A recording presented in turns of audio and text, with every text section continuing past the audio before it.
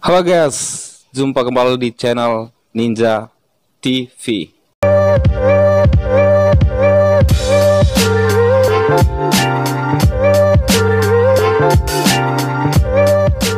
Yo bosku, jumpa kembali di channel ini. Apa kabar kalian semua para bosku dimanapun berada saat ini? Semoga kalian semua dalam keadaan baik-baik saja dan tak kekurangan satu apapun tentunya bosku. Dan kiranya segala angan impian para bosku semua segera tercapai ya. Amin. Dan untuk para bosku semua yang baru datang di channel ini, saya ucapkan selamat datang untuk para bosku semua ya. Mari jalin silaturahmi persahabatan dengan like video ini dan tekan tombol subscribe di bawah video ini bosku. Dan terima kasih banyak saya ucapkan untuk kalian semua yang selalu setia di channel ini, yang sudah like video ini dan yang sudah subscribe di channel ini. Terima kasih untuk kalian semua saya ucapkan bosku. Hari ini saya masih di Malaysia bosku, dan saya masih bekerja di perkebunan kelapa sawit yang ada di Pahang bosku. Jadi sebelum kita masuk ke topik pembahasan hari ini bosku, saya mau bercerita ya. Ternyata bosku, kaki saya yang cedera sebelumnya itu ternyata belum pulih total bosku. Dan sewaktu hari Rabu ya, hari Rabu saya kasih tunjuk kepada mandor, dan mandor mengecek.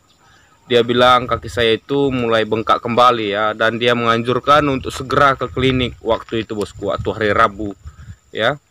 Dan saya mengatakan cobalah saya cek untuk 1 hari ini kerja lagi bos, saya cakap seperti itu ya bosku. Karena saya pikir setelah nanti kerja kembali mungkin akan normal ya. Tapi kenyataannya berbeda bosku. Setelah bekerja 1 harian kakinya semakin membengkak bosku. Dan hari ini ya, hari ini Kamis, saya itu sudah minta izin untuk pergi ke klinik sewaktu hari Rabu, dan mandor pun mengizinkan. Dia cakap oke, silakan.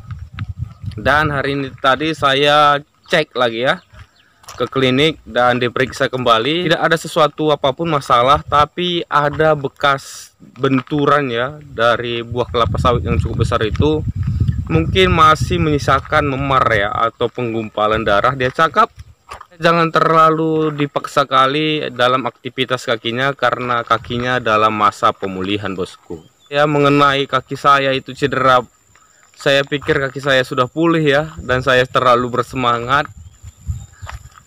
Tapi pada kenyataannya bosku, kakinya belum pulih secara sempurna bosku. Tapi saya yakin percaya berkat dukungan dan doa para bosku semua, mungkin saja dalam minggu ini ya, dalam satu minggu ke depan ini, saya yakin jika saya rutin makan obat dan istirahat yang cukup, tentunya kaki saya ini akan segera sembuh bosku. Oke lah, kita lupakan masalah kaki ini ya, karena saya akan percaya tentunya pasti akan sembuh juga bosku. Untuk topik pembahasan kita hari ini, saya mau membahas mengenai pekerjaan perkebunan kelapa sawit yang ada di Malaysia ya. Untuk para bosku semua yang mau berangkat ke Malaysia, apalagi untuk para bosku semua yang mau bekerja di perkebunan kelapa sawit yang ada di Malaysia, tolong dengarkan hal ini baik-baik. Jangan skip videonya ya, karena saya takut ada terjadi miskomunikasi atau gagal paham ya. Ketika para bosku semua men-skip videonya, ada poin-poin penting yang tertinggal, maka dari itu sering terjadi kesalahpahaman atau miskomunikasi dalam video ini bosku. Jadi saya harapkan untuk para bosku semua untuk tetap tonton video ini sampai dengan selesai bosku. Hal-hal ini menjadi perhatian untuk para bosku semua yang berada di Indonesia atau dimanapun berada ya, yang mau bekerja di perkebunan kelapa sawit. Mungkin video ini bisa menjadi sebuah referensi ya, sebelum para bosku semua berangkat ke Malaysia untuk bekerja di perkebunan kelapa sawit. Dan ini juga untuk para pemula ya, maksud saya untuk calon pekerja yang rencananya itu bekerja di perkebunan sawit untuk pertama kalinya bosku. Jadi sebelumnya dia nggak pernah bekerja di perkebunan kelapa sawit, dan dia mencoba untuk bekerja di perkebunan kelapa sawit ya. Jadi tonton video ini dan simak sampai dengan selesai bosku. Ada beberapa perbedaan yang harus para bosku itu pikirkan sebelum berangkat ke Malaysia di perkebunan kelapa sawit. Saya bukan menakut-nakuti ya, ini hanya sebuah gambaran supaya para bosku itu bisa mempersiapkan diri dari Indonesia atau dari tempat para bosku tinggal saat ini. Jadi saya harapkan lebih baik mempersiapkan diri ya, daripada nanti setelah sampai di tempat perjuangan para bosku itu menyerah ya, atau resign dalam pekerjaan. Menurut saya lebih baiklah dipersiapkan dari awal, daripada nanti setelah penempatan pekerjaan para bosku itu menyerah dan badan para bosku itu terkejut ya. Mungkin para bosku semua sudah pernah bekerja merantau atau bekerja di luar negeri, Tapi jika para bosku semua mau memulai bekerja di perkebunan kelapa sawit, para bosku semua harus mendengarkan poin-poin ini agar para bosku semua belajar atau berlatih, atau poin-poin ini bisa menjadi referensi apakah para bosku itu tetap teguh pada pendiriannya untuk berangkat bekerja di perkebunan kelapa sawit. Bekerja di perkebunan kelapa sawit bosku tentunya akan mendapatkan penghasilannya, dan di Malaysia kita itu dibayar dengan gaji basic 1.500, dan jika kita ikut kerja borongan maka penghasilan kita itu dihitung dengan jumlah ton bosku. Semakin banyak ton yang kita dapat, semakin besar juga penghasilan yang kita dapat. Dan istimewanya bosku, di satu masa ya, yang namanya kelapa sawit nggak semestinya selalu ada buahnya, nggak semestinya selalu banyak buahnya ya. Jadi di masa-masa kritis penghasilan buah kelapa sawit, sesedikit-sedikitnya jumlah ton yang kita dapatkan sewaktu kita memanen buah kelapa sawit, kita masih mendapat hak istimewa ya, yaitu kita tetap bisa mendapatkan gaji kita, yaitu 1.500. Meskipun jika diperhitungkan melalui jumlah ton ya, mungkin saja jumlah ton yang kita dapat satu bulan itu tidak mencukupi untuk mendapatkan gaji 1.500 ringgit ya. Tapi akibat kebijakan yang sudah ditetapkan oleh pemerintah yang ada di Malaysia ya, maka kita tetap akan mendapatkan gaji 1.500 meskipun jumlah ton yang kita dapatkan itu kurang, dengan catatan kita itu tidak ada membuat masalah, kita itu selalu bekerja, tidak ada membuat kekacauan ya. Jadi kita tetap mendapatkan gaji 1.500 atau gaji basic meskipun buah yang kita dapatkan itu tidak sesuai dengan target ya bosku. Itu adalah salah satu poin yang menguntungkan bagi kita pekerja yang mau berangkat ke Malaysia yang bekerja di perkebunan kelapa sawit bosku. Tapi ada hal lain yang harus para bosku pikirkan, dan ini menjadi sebuah referensi. Ini bukan saya menakut-nakuti, tapi ini adalah sebuah pembelajaran untuk para bosku semua yang mau start nih, yang baru mulai, yang first mau bekerja di perkebunan kelapa sawit.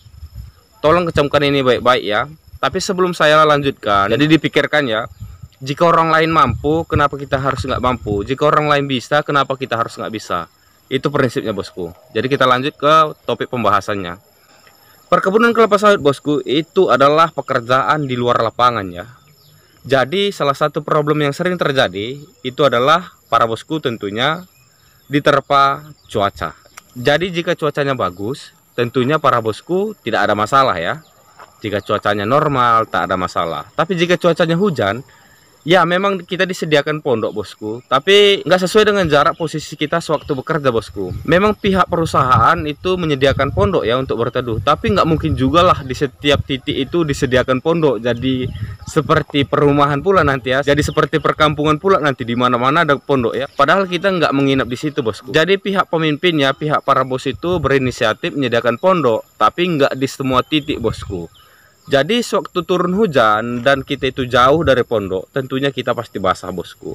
Adapun alternatif lain supaya mengurangi kita itu terkena hujan ya, kita itu berteduh di bawah pohon kelapa, atau kita membawa mantel atau bahkan plastik ya, supaya bisa menutupi tubuh kita bosku. Jadi bijaksana lah. Tapi itu adalah salah satu hal yang harus para bosku hadapi nantinya jika para bosku itu bekerja di perkebunan kelapa sawit ya. Yang kedua adalah para bosku itu dihadapkan dengan hewan-hewan ya, hewan-hewan liar, hewan-hewan berbisa, dan hewan-hewan yang nggak semestinya para bosku itu mau temui ya. Karena kita itu bekerja di perkebunan ya, bukan kita bekerja di office ya. Jadi kita itu di alam terbuka dan kita itu berhadapan dengan hewan-hewan. Maka dari itu untuk para bosku semua, kita itu sebetulnya sudah dikasih itu pakaian standar untuk safety pengamanan ya. Jadi kita sudah dibagi kasut, helmet, gloves. Jadi para bosku semua bisa menggunakan hal itu supaya bisa mengurangi cedera ya, supaya bisa mengantisipasi dari hewan-hewan berbisa atau dari gangguan hewan-hewan yang nggak para bosku inginkan bosku. Jadi bekerja di perkebunan kelapa sawit, tentunya para bosku semua sudah pasti dihadapkan dengan resiko berjumpa dengan hewan-hewan liar ya. Hewan-hewan yang nggak seharusnya kita jumpai bosku. Tapi perlu saya ingatkan lagi, untuk melanjutkan video ini saya ingatkan lagi, jika orang lain bisa, kenapa kita tidak bisa? Jika orang lain mampu, kenapa kita harus menyerah bosku? Oke, kita lanjutkan ke poin selanjutnya bosku. Di poin selanjutnya, resiko kerja bosku. Resiko kerja di perkebunan kelapa sawit itu cukup banyak ya. Salah satunya itu adalah ya terkena duri sawit bosku.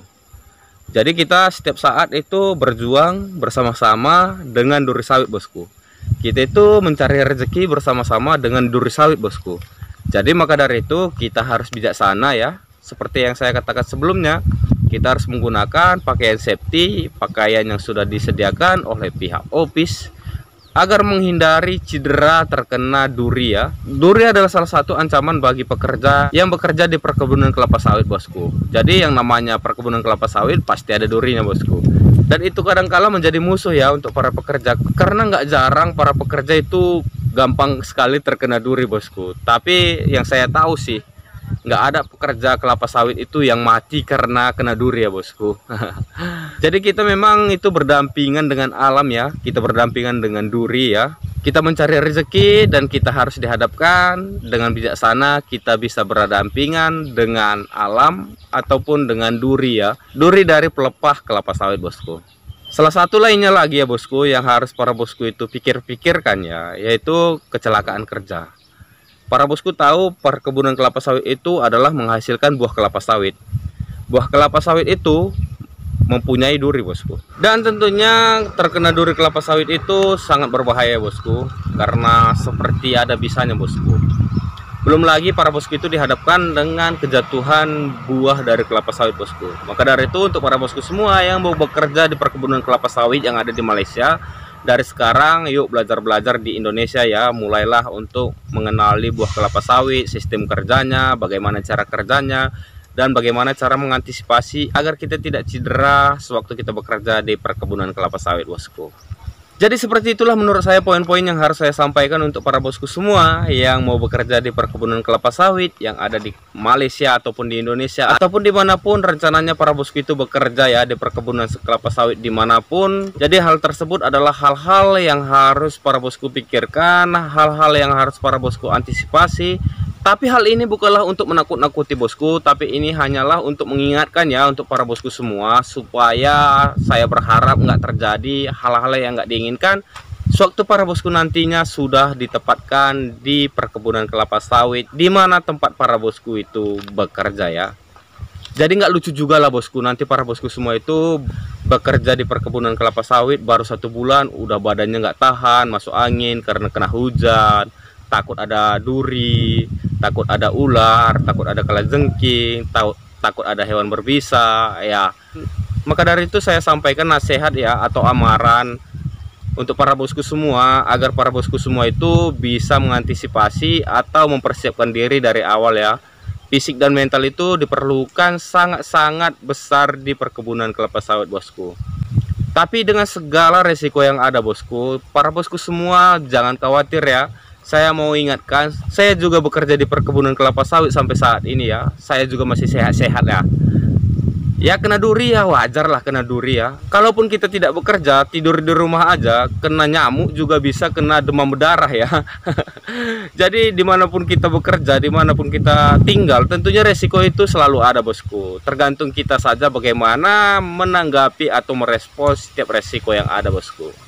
Jangan pernah menyerah untuk menghadapi kehidupan ini, bosku. Jika orang lain bisa, kenapa kita harus menyerah? Jika orang lain mampu, kenapa kita harus menyerah? Dan jika orang lain berjaya, kenapa kita tidak mau berjaya, bosku? Kita masih berada di bumi yang sama dan menghirup oksigen yang sama. Jadi apa bedanya kita dengan mereka, bosku? Raih terus angan dan impian para bosku semua sampai pada angan dan impian para bosku semua tercapai. Dan terima kasih banyak saya ucapkan untuk para bosku semua yang telah menonton video ini sampai dengan selesai. Saya ingatkan untuk para bosku semua untuk tetap dukung channel ini dengan like video ini dan tekan tombol subscribe di bawah video ini, bosku. Di akhir video saya ulangi sekali lagi untuk mengucapkan terima kasih banyak untuk para bosku semua dimanapun berada. Dan sampai jumpa di video berikutnya, bosku.